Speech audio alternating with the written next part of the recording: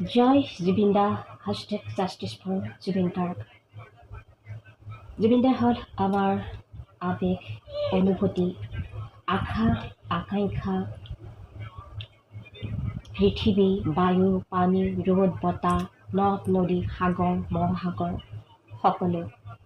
ডেকাৰ পৰা বুঢ়ালৈকে জুবিন দা আমাৰ হাড়ে হিমজুৱে।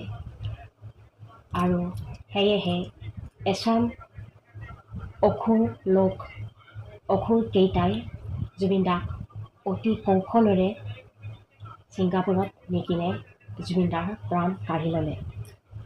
কিয়নো জুবিন দাৰ সমান কোনেও হ'ব নোৱাৰে। আৰু সেয়েহে সিহঁতে জুবিন দাৰ পৰা টকাবোৰ খাই কৌটি কৌটি টকা খায়ো সিহঁত ক্ষান্ত নাথাকিল। অৱশেষত জুবিন দাক মাৰি প্ৰাণ কাঢ়ি ল'লে। আৰু এতিয়া সিহঁতে জামিন বিচাৰি হাহাকাৰ কৰি ফুৰিছে। সিহঁতক হেনো জামিন লাগে।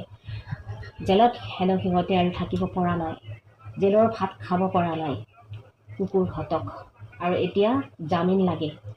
জামিনৰ আবেদন কৰি হাহাকাৰ সেই অসুৰকেইটা। সেই অসুৰকেইটাক হেনো জামিন লাগে, মুকলি আকাশৰ তলত আহিব লাগে।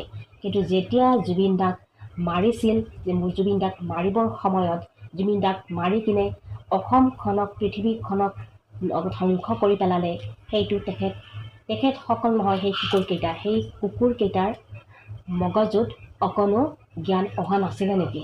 এতিয়া যে সিহঁতক মুকলি আকাশৰ তলত আহিব লাগে, জুবিন দাক মাৰাৰ সময়ত সেইখিনি জ্ঞান অকণো অহা নাছিলে নেকি? জুবিন দাৰ নিচিনা এনেকুৱা এটা মহান আত্মা, মহান সত্তা এটাক মাৰি পেলালে, যিয়েই সকলোকে নিজৰ দৰে নিজতকৈও আপোন বুলি ভাবিছিল। দুখীয়াৰ সহায় আছিল জুবিন দা। জুবিন দা আছিল ঈশ্বৰ সমান।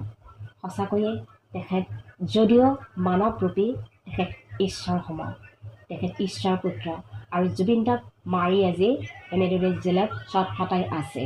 আৰু কুকুৰকেইটা তহঁত কেতিয়াও শান্তি নাপাবি, তহঁতে শাস্তি পাবই লাগিব, পচি মৰিব লাগিব তহঁতে। ভগৱানৰ বিচাৰ সদায় আছে। তহঁতক পচি মাৰি পেলাব, ক'তো শান্তিত থাকিবই নোৱাৰিবি জনমে। কোনো জনমতে শান্তিত নাথাকিবি তহঁতে। পচি মৰ আৰু পচি মৰিবি। তহঁতৰ ক'তো ঠাই নাই। জুবিন দাক যেতিয়া তহঁতে মাৰিছ, তহঁত কেতিয়াও মুক্ত হ'ব নোৱাৰিবি।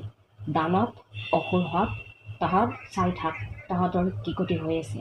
জয় Zubeen da, hashtag justice for Zubeen Garg.